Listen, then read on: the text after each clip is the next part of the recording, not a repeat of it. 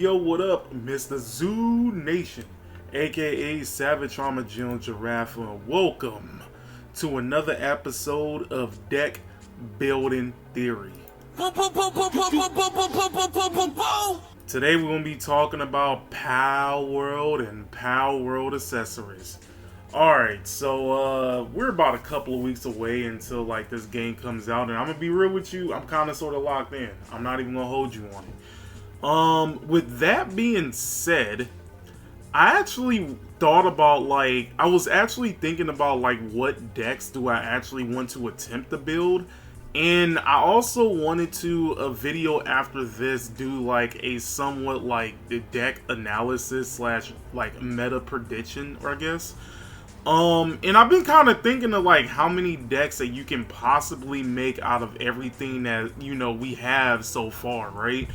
I kind of think there's at least maybe 15 or 16 decks that you can possibly make from all of these cards, that if you count both the trial decks and the actual set in general.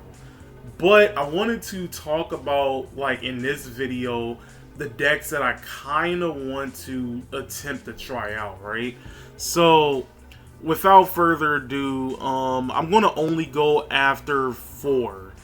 I think I do want to talk a little bit about what I would do with the trial deck, but I'm gonna probably save that as an honorable mention. So with all that being said, let's get this started. So the first one is going to be possibly mono green, but so far it more likely is going to be mono green Elizabeth. Now, yes, I am the Mega Colony player, and I see insects. All of a sudden, I'm going to build the insect deck. Okay, I'm going to be real with you. That wasn't really the intent. When I was going into this game, I wasn't really going in hey, I see an insect, let me build around insect, No, that wasn't necessarily the case. The thing that kind of sold me was, if you seen my video on my reaction to revealing all the cards, yes, I know it's over 2 hours, but it was still a pretty fun time. There was a card called B Garde. I think that's how you say his name, or B Grade. No, I think it's B Garde. So there's a card named Bigarde, and basically it says you can have any number of the same card as this name as this card into your deck, right? Basically I saw that and was neurons activated, because I don't know what that type of deck is called. That deck archetype is called, but I like that deck archetype. I think it's pretty funny that you can just have a card where you can have X amount of cards of the same name in the same deck, and you're able to just make a full deck out of it. I think decks like that are kind of fun. I'm not gonna hold you on it. I know Magic has a bunch of those. They have Relentless Rats. They have I forgot what the name of that one sorcery card is, but it basically burns for every card with the same name as that sorcery. And then of course I think as much in One Piece, even though I need to get back into it, I like Buggy a lot, and figuring out that he had his new version of the deck pretty much uses cards like that, it's actually pretty funny to me, right? So yeah, overall I think the Elizabeth strategy is going to be pretty interesting. So basically what she does is she gains 300 for each of your main name B Garde pals, and then you can look at the top card of your deck, and if it's a B Garde, you can play it with the cost reduced by 2. So essentially what you're doing is just basically trying to swarm the field with a bunch of B Gardes and everything, which is actually pretty interesting. Now of course, I have to basically weed down, no pun intended, pretty much any card that can basically gather ingredients as much as possible. And luckily B Garde, when it's placed, you're able to get an ingredient, right? Just for it being on place. So essentially you're consuming an ingredient, If it's Bigarde, you're getting Bigarde, and then you're getting that ingredient back. But still, even with that particular thing, what's going to happen if I whiff and everything else like that? So yeah, I think this is going to be actually a pretty interesting deck. I'm not even going to hold you on it. I'm still going to start weeding out the details, again, no pun intended, on how I'm going to actually build it.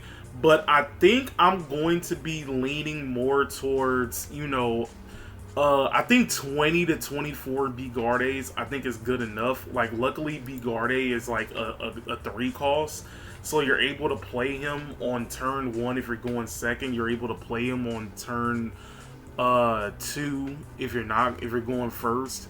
So you're able to still play him, and he's actually pretty cheap. And then considering that this game does not have any summoning sickness, and at the time we don't have like a card that like basically forces every PAL to come in tapped, like his Authority of the Councilors or something like that. Honestly, this is going to be a pretty interesting deck overall.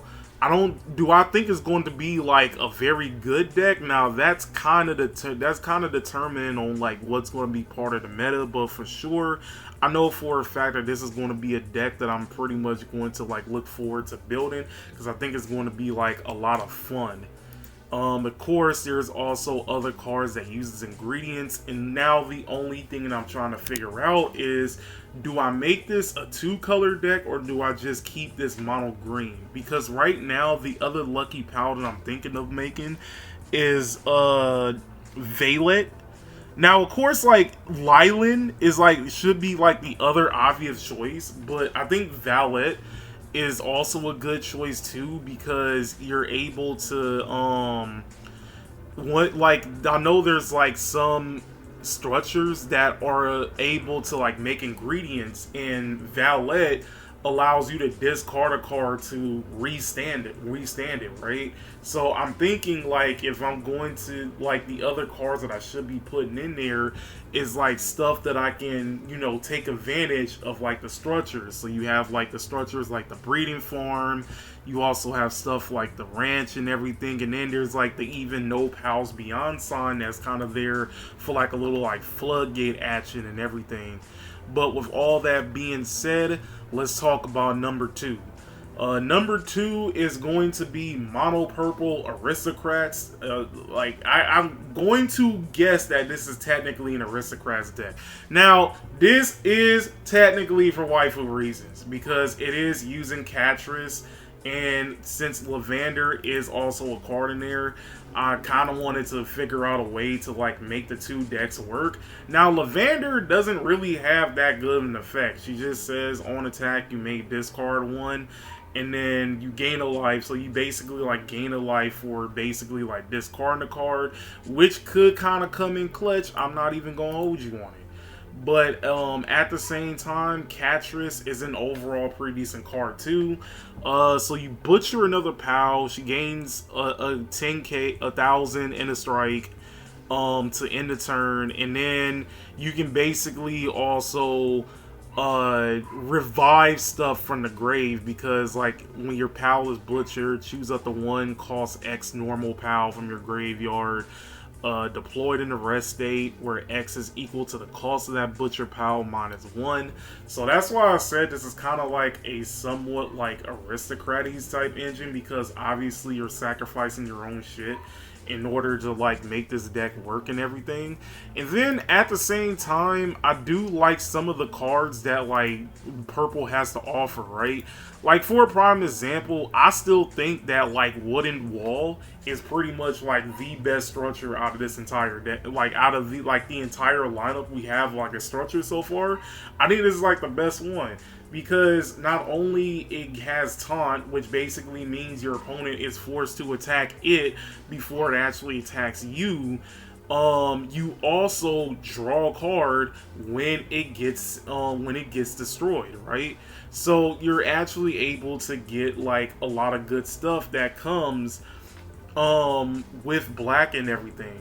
And then at the same time, I could also just like fill up the deck with either cards like that has like the stealth ability that actually exists in here, or I can just basically use some cards that like activate like on death triggers, right? Because like the trial deck actually comes with like a very good it actually comes with a very good purple card. Liz Punk. Basically, it just needs to hit the grave, and all of a sudden, you know, your opponent is forced to discard a card. I think that's actually pretty good. Now, as far as what I would use as a secondary Lucky Pal, I am still trying to figure that out too. More than likely, it might be like the card that also comes in the trial deck. What's his name? Astragon, because it is like a technical board wipe, right? It's technically a board wipe in a way. So that is something to also look forward to. Now, of course, do I want to keep it mono purple? I don't necessarily know yet, but for sure, I think most of 90% of it is pretty much going to be like mono purple in a way. So with that being said, let's talk about the other deck that I actually wanted to build. Last but not least is going to be an interesting rush deck. So I also don't know what you would universally call this type of deck archetype, but I'm going to call it Weenie Rush in Pause, by the way. And the reason why I'm calling it Weenie Rush is because Magic had this thing called White Weenies. Again, pause. Anyway, White Weenies, long story short, is you run a bunch of Anthem cards and you run a bunch of, 1 to 2 drop, maybe even a 3 drop, white card, mono white card, and you just basically swing out because White had a lot of good anthems for it. And you would basically like run a deck like that, and you'll just basically swing out because you also have like a bunch of little dudes, right? And then when Digimon first came out, they had a thing called Rookie Rush, where you just basically play a bunch of grade 3s and then you just swing out at your opponent for no apparent reason. It actually does, it worked around that particular time. Now, I don't think you really get away with like something like Rookie Rush or anything. I think there's way too many like countermeasures like around like level 3 Digimon in order for you to justify doing another Rookie Rush type deck. But for sure, like this is like basically the whole point of this deck, which is just basically going to be an entire like little dude rush deck, right? Essentially, you're just playing a bunch of little dudes. You're just swinging out, and you're basically trying to win that way. Now, of course, how I'm going to be doing this, I have like a slight basis to it, right? So there's a card called Adventurer Begins. If you play this as the very first card of your turn, you're able to draw 2 cards. Now, of course, this kind of fizzles out if you don't play this as like your very first card, but the first turn card advantage is pretty welcome in this household. Let's just be real on that. So then it also has another ability where it says if you have 3 or more pals with my first and their different card names, choose all of your pals and they get 1,000 and strike 5 until the end of turn. So there's only 3 cards with my first in it, right? All 3 of them, if I remember correctly, comes in both of the trial decks. I think 2 of them comes in the... If I remember correctly, I think 2 of them comes in the purple green one. I think 2 of them comes in the purple green one, and then 1 of them comes in the red blue one. So you have Catvidia, you have Cheeky P, and then you also have Lamball. Yeah, I was actually correct. So one of them, so Lamball comes in the red blue one, and then the other 2 comes in the green purple one, right? So essentially what I'm basically doing is using them. They don't really have that bad of an effect. Like, I think like Cheek P is pretty much going to be where like the deck is going to falter a little bit, Because like cheat P gives you like one ingredients, which basically means I have no choice but to probably like run green. Although I might not be running green, so I'm just gonna have a bunch of ingredients cards that's just not really gonna do much. Cavidia and Lamball, on the other hand, is a completely different story because they basically prevent like certain pals from actually attacking them.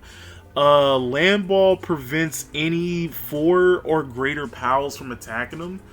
And Cavidia prevents any grade 3 or less vowels, less pals, not vowels, any grade 3 or less pals from attacking it as well. So that's actually pretty like you have like a pretty decent card that way.